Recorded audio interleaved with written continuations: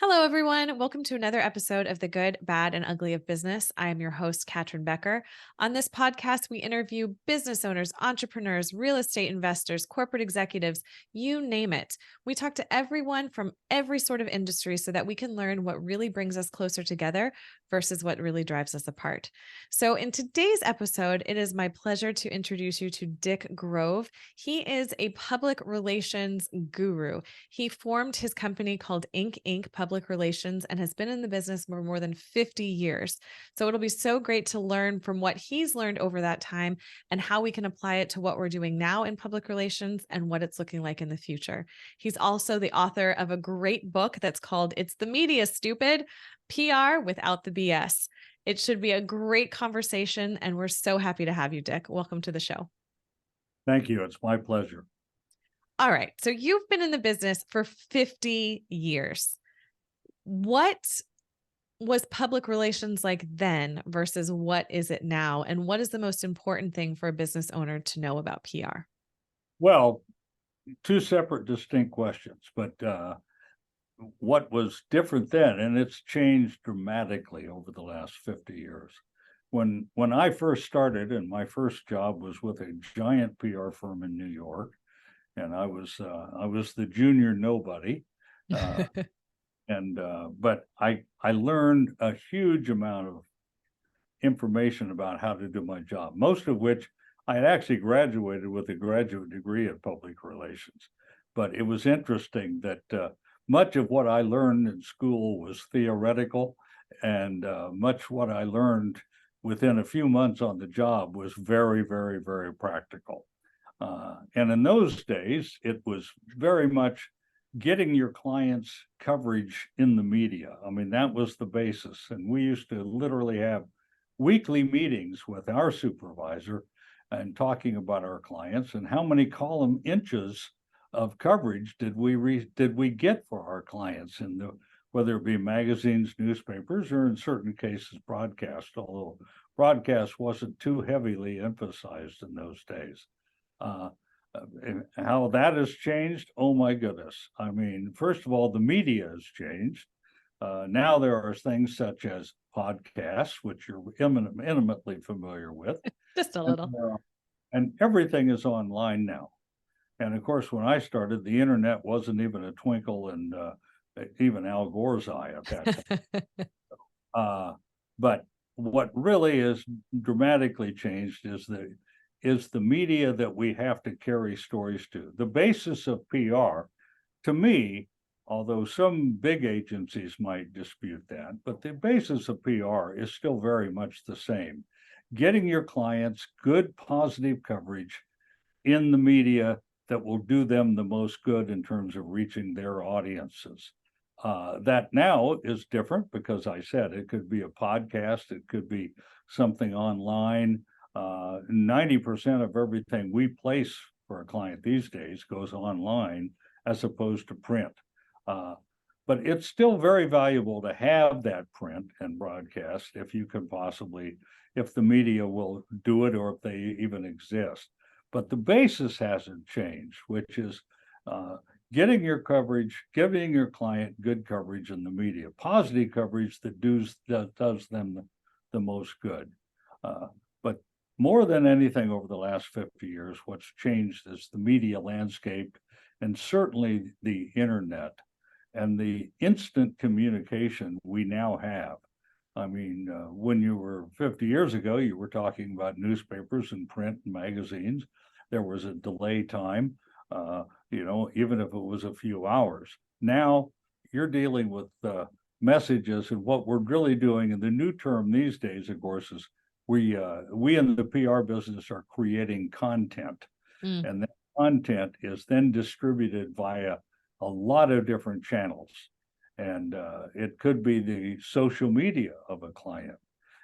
It could be via other things, but the basis is still the same. How do you get a good story about your client in the media, and how do you interest them to carry that story? And of course, the other thing that changed within the media over the years is the media itself has greatly withered on the vine. I mean, what I can remember when there used to be 17,000 daily papers in this country. I think it's down to probably less than 3,500 now. Wow. Magazines, you look at Time magazine, it's a mere withering few pages of what it used to be. Now everything is really online. And so it's a different kind of way that you communicate, and you communicate via email. You don't communicate by letter or phone calls anymore. You better have a good email, and you better have a good subject line in your email when you're pitching a reporter or producer. That hasn't changed, but how you get that to them and how quickly it happens and what happens to it afterwards is much, much, much faster than it used to be in those days. But I like to think that it still is the same. You still have to treat clients with a certain amount of, obviously with respect. You have to. It's still a news-based business, or it should be. Now, many, many big, large PR firms, of which I was a part on various parts of my life, they've turned in more consultancies where they are consulting in terms of things, whether it be crisis management, whether it be a merger and acquisition. They become a sounding board and advice and counsel kind of PR.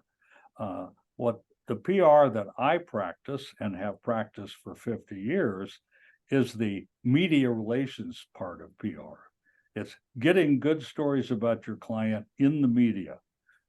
There's still nothing like, and I can't imagine a client wouldn't agree. There's still nothing like, if it's a good story, forgive me for that, but there's nothing like seeing your face on the cover of Forbes magazine. Sure. Laying on a coffee table in your client's office. Okay. That's still nirvana. And so, but that's still the old fashioned PR, getting coverage, not just acting as a consultant. And now that's called media relations. And that's what I've been practicing, and my firm for the last 25 or 30 years has been practicing. Well, something that you've mentioned several times was good stories and good coverage, but there's the old adage that, there's no bad publicity. So it seems that you disagree with that adage. Is that true? Well, not necessarily. I mean, in most cases, any PR, any publicity might be good publicity, but I would, and maybe our esteemed ex-president might think that, who likes to be in the news a lot, thinking that no matter how bad it is, he's still getting the spotlight. I'd like to think that it's still good newsworthy stories that are what the client wants, and newsworthy stories in effect mean positive coverage of that client, what they're doing, what they're announcing, who they're in the space they're in, or being able to comment as an authority on a breaking news story, whether it be a disaster story of a blow up in the Gulf or something, and somebody can comment on what that means to the families and what that happens to them. Those are all positive kind of ways to hook your client into a positive way of a story. So it's not only it's good, but what I like to emphasize, and what my book does and so forth, and what I think we've always done, it's still news. It's based on news. And I have many, many clients that have come to us over the years, or prospects that have come to us, and they believe that they've got the greatest story that's never been told. And what I have to remind them is not necessarily. Okay. It has to be newsworthy. You have to be doing something not just of value, but certainly newsworthy, even if it's something that you've been involved in that doesn't have that cachet of being a great altruistic company or something. Nevertheless, it has to be newsworthy in order to break. So is all publicity good publicity? I would disagree with that. Okay. Well, I love that sort of, it seems to me that it would not be great if it was, negative stories, but the newsworthy aspect really puts that more in perspective for me and clarifies that a bit.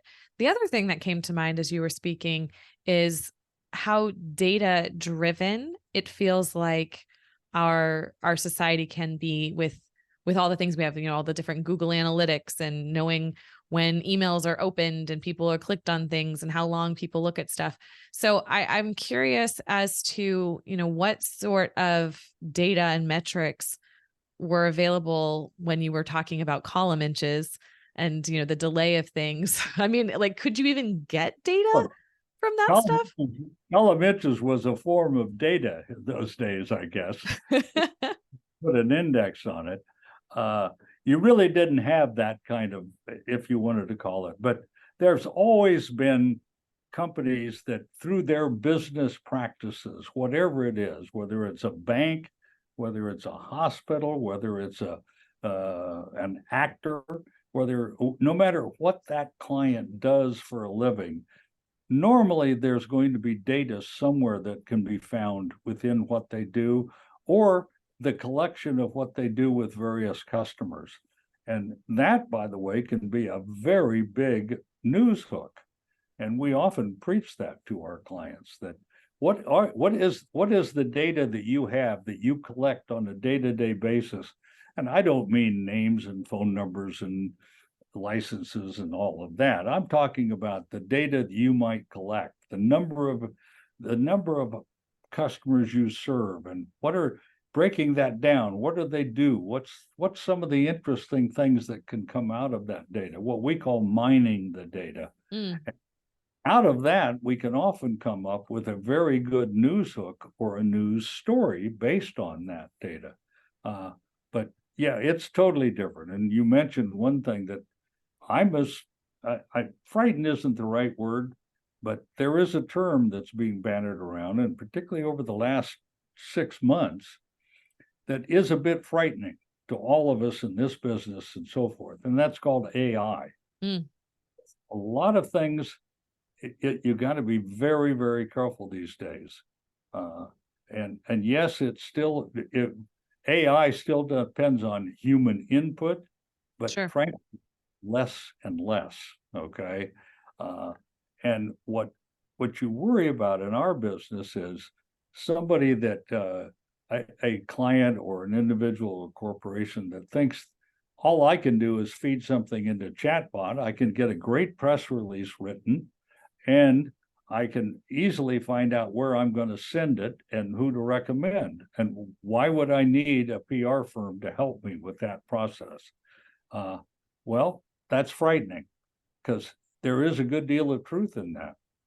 And yet the negative part of it is I'd like to think there's still a human interaction, that reporters, producers, podcasters, they're still interested in the more human approach in terms of what they're receiving in the way of a story, and not something that is written by a robot somewhere. But is it a frightening thing? Yes, very much so.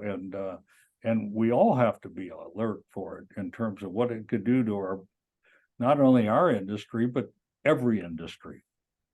I had a guest on who is in cybersecurity, and he shared something that really terrified me. And in his estimation, from his, he works, he's a professor at MIT and has a lot of these connections. Is his prediction is that there will be millions, tens of millions of jobs lost in the next 3 to 5 years as a result of these language models. And I just thought, man, I mean, for most all technology advances, there's a place of some things ending and new things growing. But in his estimation, how fast that AI adoption has taken over, that there's going to be a big lag before those new jobs are created. And you're right, it's very, very frightening. Well, I'm not one of those people that says, don't worry about it. There'll always be the need of a human involvement in particularly in our industry, whether it be storytelling or pitching a story or the media writing a story. But in all honesty, I can't say that. because I'm as frightened, just frightened maybe is not exactly the word, but concerned, yes, that more and more it has a way of building on itself. That's what's so frightening when you really read and get involved a little bit more into it. And when even the people that are involved in creating it and producing it show their own concern about it, Right. that's a little scary. In the meantime, we're going to keep plugging away, because in the meantime, there's real media, real stories, and there's real people that need to be served. And so you can't just freeze because you know something is building and building. But at the same time, I'm looking like everybody else to learn as much as I can about it, to protect ourselves and our industry from it, if as much as I can. I am a huge fan of what's going on with the writers and the actors right now in their strike. Yeah. They have absolute reason to protest. Too many times on the corporate think side, and God bless, many of them are my clients, but too many times on that side of the coin, you don't feel, you go for the expediency, and you go for what is the bottom line, which is such a horrible term anyway. Absolutely. But as opposed to what's really made this country and civilization overall. It's the human interaction and how we've grown as humans and interacted and developed and become creative and interesting and all of that. And I worry about it, but I'm also believes that you keep going, you keep moving, and hoping that we figure out ways to control it as much as we possibly can. Beyond that, I can't say much, to be honest with you. Well, and there's always the art of storytelling. And I know that like there's parts of storytelling that is a science, that there's, like the hero's journey, like there's a formula, there's steps within storytelling. But I really think that it's the art that comes through. It's the human inspiration that is put into the story that really hooks our imagination and grabs our attention. And AI, I don't think can ever truly duplicate that piece which makes us special. Let me put it this way. I hope not. I believe like you do that I don't think it will ever, but does that mean the people that are using it want that much? If you become satisfied with mediocre or almost perfect, do you really want perfect? I mean, and that's a question that a lot of people in the business world have to decide. Does a movie executive who's anxious to see a return on their marketing involvement and their original budget into a thing, do they really care if that movie is absolutely perfect? Or do they say, okay, we can still make $2 billion on it? Yeah. Those are the things. It's not a matter of will it ever totally take over? No, I don't think it ever will. But will the outside world care? Right. That's a bigger issue. And but the art of storytelling, look, I love telling stories. That's my whole business, my whole life has been based on one great story after another, I used to say. And I built my whole life on the idea that I'm still excited about what's around the next corner. And I realize I'm getting up there where I don't have as many corners as I used to. But nevertheless, I'm still as excited. I'm always excited. One of the things I like, and I mentioned motorcycling right to you in our pre-call. One of the things I like is being out there on the road and talking to people, ordinary people. I find it absolutely fascinating, and there's so many great stories that you come across. And I can't necessarily use them in the PR world, but they're great stories. And I can't imagine, sitting down at a coffee shop in Salina, Utah, and talking to a computer. and hearing the same kind of interesting things that I've heard with somebody who's now 92 and lived an incredible, interesting life. Come on, that's always going to be there. Like I said, the key is making sure we continue to have enough people that care. Yeah, I completely agree. I love talking to people. I mean, that's part of why I have this podcast, but I also love to travel. And last year, my husband and I went to Scotland, and we were on the Isle of Skye, and there was this cute little cottage that had been turned into a restaurant, and they still spoke Scottish Gaelic there. And I'd been learning some Scottish Gaelic in prep for this trip just because I like to learn the language of wherever I go. And so I wanted to go and practice some of the things that I had learned. And as we were One in of there, I'm sorry? one of the accents ever, Yes. Gaelic accent. I absolutely love it. I mean, French can be a romantic accent, but oh my God, the Scottish accent and when you can roll that brogue out, that's It's a just beautiful thing, isn't it? that's great. I'm trying to remember if I remember anything. I think the one phrase that I remembered the most is Ushka Beha, which means whiskey. That's a good one. I felt it was pretty important, which is why it's still rattling around in my brain. But there was Good an one. older couple that were there, and they lived in this town their whole life and had seen it change, and was telling us about how the building used to be a hay barn, and he and his buddies had like stole cigarettes and had burned up the whole hay barn, and like those kind of things. I mean, it was incredible, and so I'm totally with you on the storytelling and keeping that intact. Scotland, Ireland, both. I've been to the British Isles many times. Those are two that are still on my bucket list. I've visited most countries around the world and most continents for sure, but there's still a few places on my bucket list, and Scotland's one of them. So I'm looking forward to it someday. I cannot recommend it enough. I'd also been to England several times and to Ireland several times and never Scotland, but man, it's one of my favorite places on earth. So, You know what though?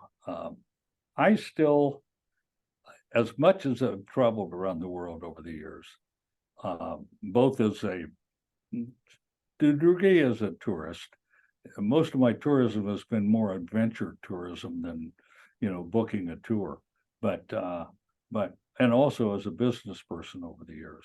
But I still find America fascinating. I feel there are nooks and crannies of this country that still absolutely fascinate me. And as a complete side story, which is not really a part of this podcast, but we're now venturing into Vietnam because I had a personal interest in Vietnam from years ago, and now I have a grown son that lives in Vietnam oh wow. and teaches there and is married to a beautiful Vietnamese lady, and I actually have a Amerasian grandson now, and I'm absolutely fascinated by that country, obviously now, and the fact that looks like we're going to be doing business with Vietnam in the future, which is exciting. But and people say, "Wow, you're getting global," and I say, "Yeah, but you know what? I still find a country." I still find a company in New Mexico, or a company in Rhode Island, or a company up in Maine, or deep in the deep South.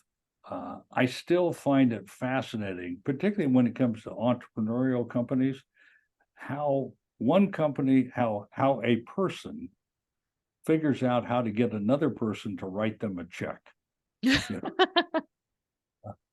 which is the way I define a real business. A real business isn't an idea until you've figured out how to get somebody else to write you a check on your business. And, Yes.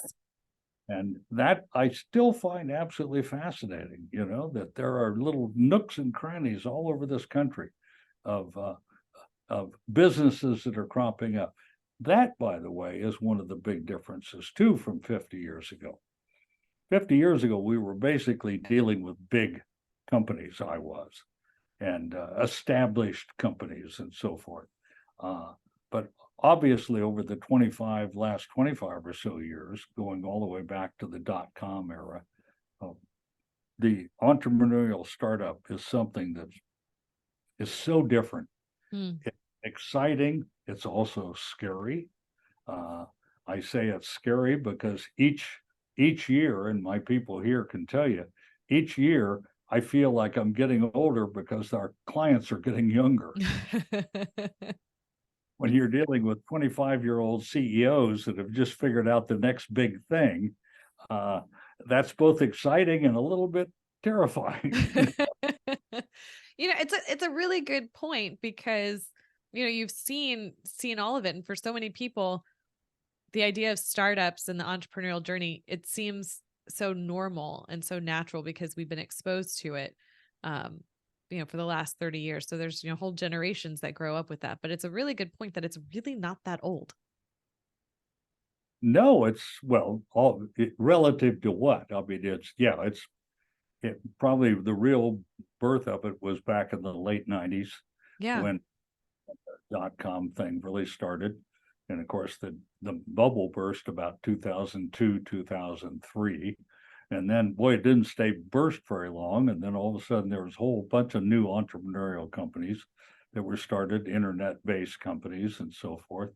But yeah, and by the way, I mentioned my son. I'll throw in my daughter while I'm talking about.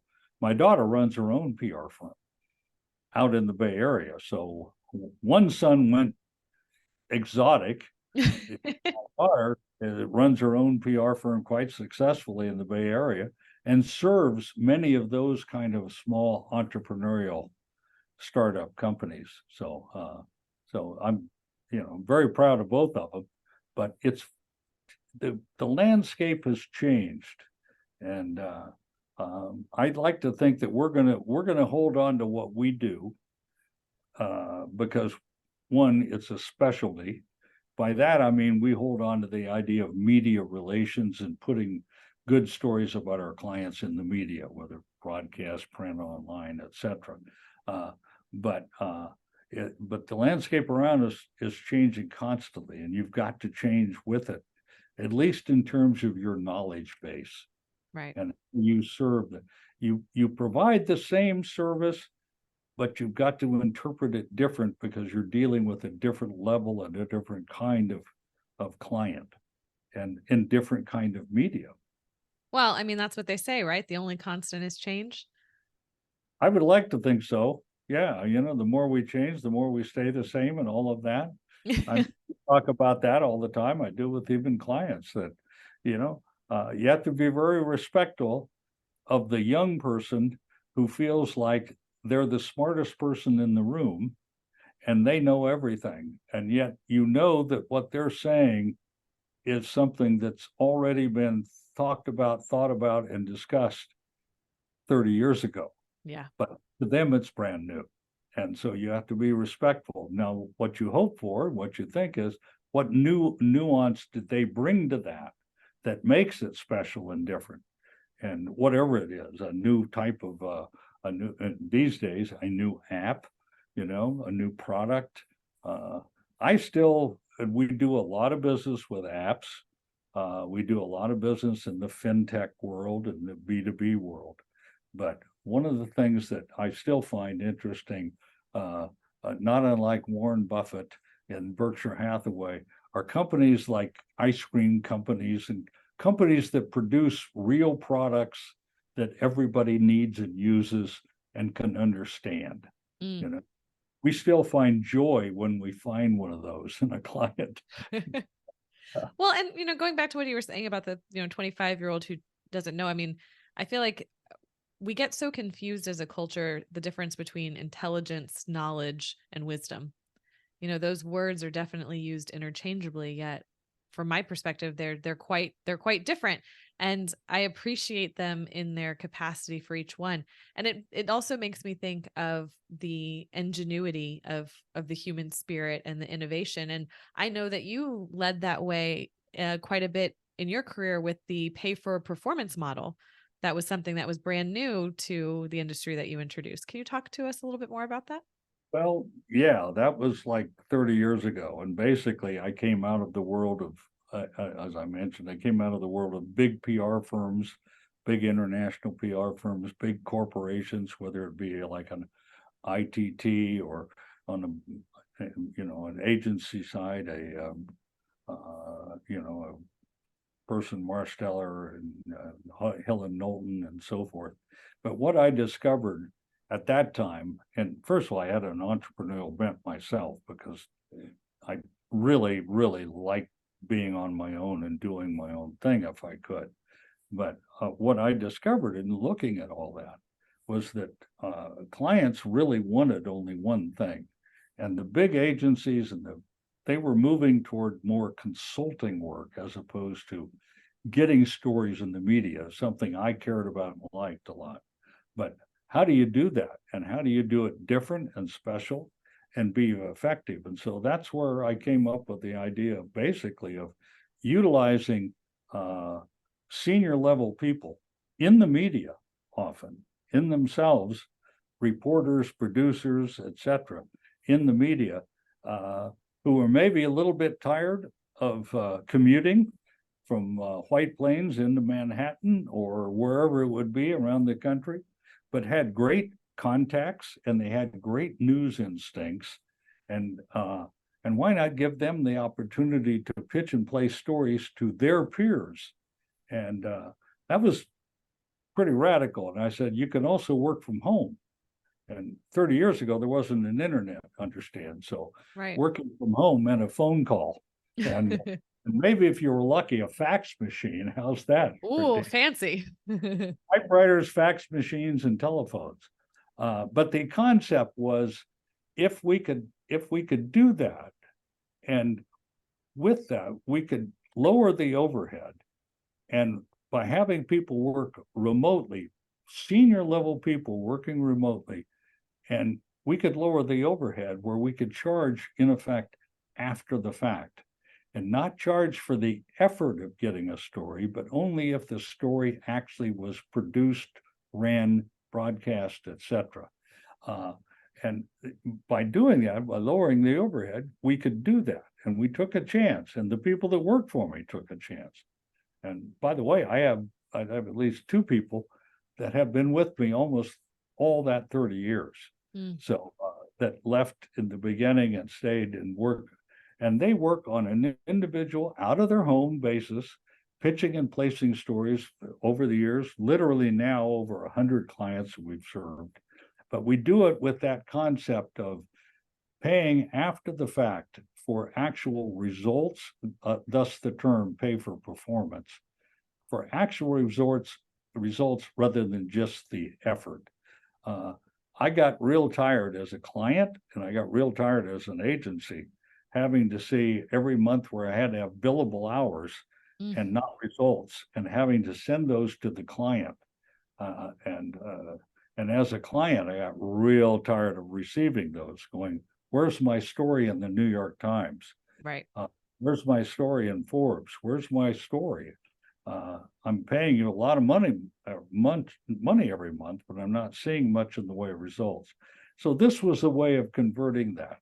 And it was quite radical and blasphemous. By the way, it still is. I mean, there are a few like companies to ours, but the majority of PR is still based on high retainers, high fees, monthly fees based on high retainers, etc.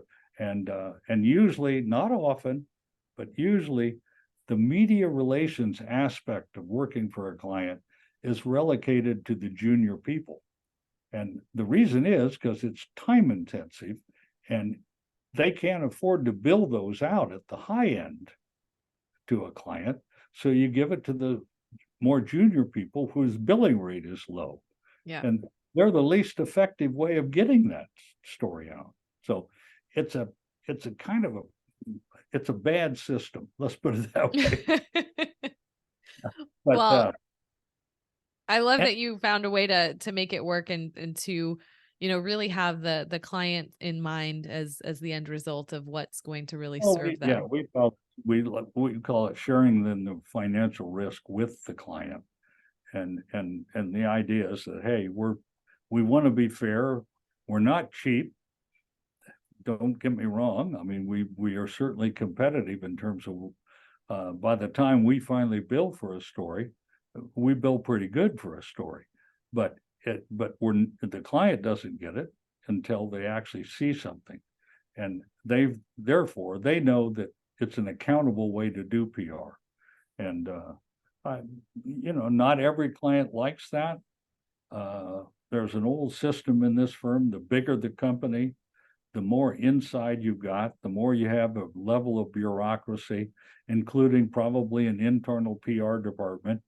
And often what you find is that they feed off of each other. Big firms and big internal PR departments feed off each other. It doesn't mean they're producing anything in the way of good coverage, but it's a system that is ingrained and very difficult. So somebody comes along like a little renegade company like Inc. PR and says, we're only going to charge you if we get something. You'll get believe it or not, you get a lot of pushback from internal PR people in the companies. That's surprising. Well, first of all, they're usually not in charge of their own budget. Okay. But it's because you're basically saying, here's a quicker, faster ways to do things, and a more effective way, and a more accountable way. But it can seem threatening. It shouldn't, but it seems threatening to often big PR departments and companies. So again, most of our firms, most of our clients are what I'd call small to medium-sized companies.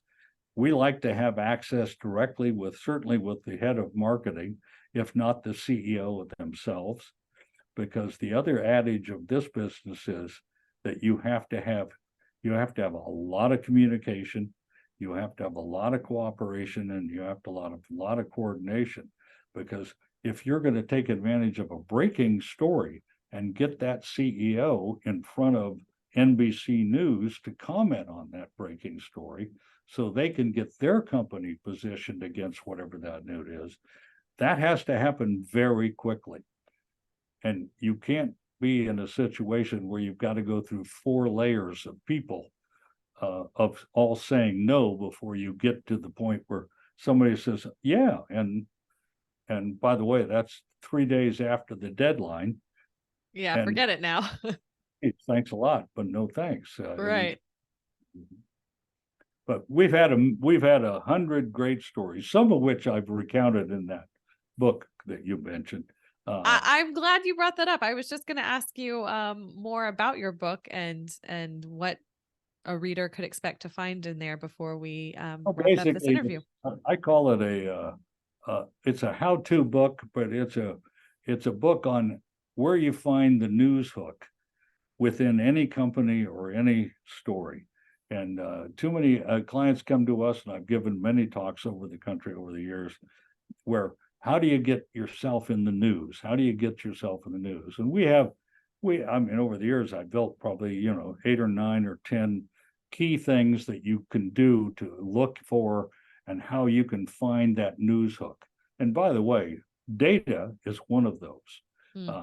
And those are explained in the book, but I do it quite honestly, with a bit of humor and anecdotes of the wins and losses that I've had over the years, and the various kinds of clients I've dealt with, from egotistical television stars to some other crazy kind of people that we've dealt with, and a few people on the media side. Do you name names? Because that sounds juicy. I've been very careful, and publisher said the same thing. Don't name names. That's always the worst when you're reading the book and you're like, ooh, who could this be? Oh, I know. Well, one in the book is pretty obvious who it is. When I talk about a world-renowned television illusionist, it becomes pretty clear. It's a short list. It's a short list who that might be. But yeah, it's I'd like to think it's a how-to book, but it's got a bit of a tongue-in-cheek to it. And hopefully people get out of it. But it is sincere from the standpoint that that PR shouldn't be that I say PR. We're not brain surgeons. We're not curing cancer. We're pushing stories, usually light business stories, to the media, and don't take it so damn seriously. It's a good job, and you can make a good living, as I point out. But it's also very important to understand what you do and to be able to laugh at yourself. We do have a saying around here that I borrowed from other people, which I have done many, many, many times, but which is, and I think it was originally attributed to somebody like Spencer Tracy, the actor, years ago, talking to a young actor for advice when they asked him. And he said, take your job very seriously, but never yourself. Mm. And we like to think that's pretty much what I like to think that's been something I've tried to do over the years. And I take it very seriously, what we do, how we do it, and the success we're able to get for our clients. But come on, it's Can still have kind fun of at the same time. a fun, silly profession and enjoy it, I'm in awe of those that are brain surgeons and cure cancer, believe me, or rocket science. Go see Oppenheimer and you'll understand. I mean, my God in heaven, I'm in awe of that kind of level of intellect. That's not what we do, but I'd like to think we do it successfully, and we do it and help a lot of people in the process. Oh, well, I absolutely love this. And your book is available on Amazon for those that are interested. I know I'm going to be picking up a copy for sure.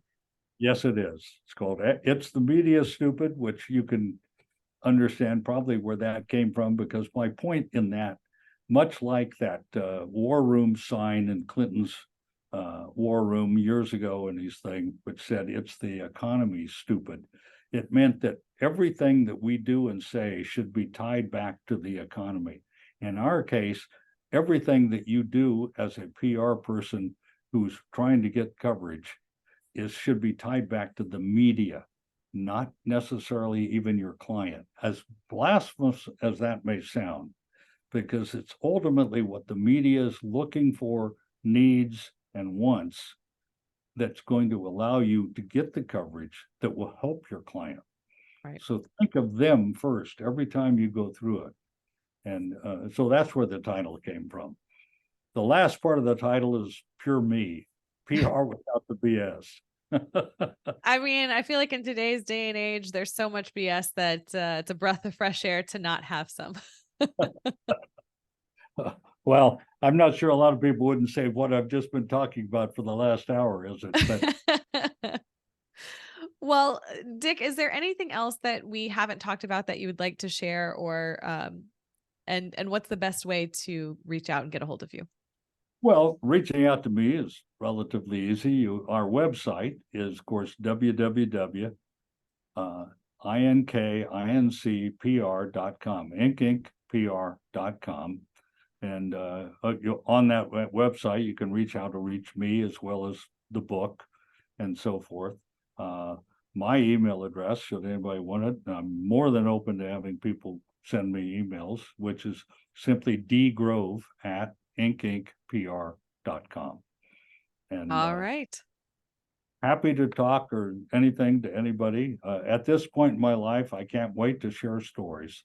Oh, So, it's a beautiful thing. And thank you so much for sharing your story with us and all of the listeners. We truly appreciate your time and wisdom and experience in all that you've learned and seen across the PR space. it's been fun, and I love that Gaelic accent. Okay. Ushkabeha. Ah, I think it means water of life or something like that. well, you got me. I'm not even going to attempt it. I Yeah. have a problem with English, as people in the office tell you. Oh, well, thank you again, Dick. And thank you so much, listeners, for being here. We appreciate you. If you have liked this podcast, please make sure to like, subscribe, and share it with your audience so we can continue to bring you more great content and great guests like this. If there's something that you've been curious to learn more about, please reach out to us and I will try to find the perfect guest to talk about it. Until next time, everyone.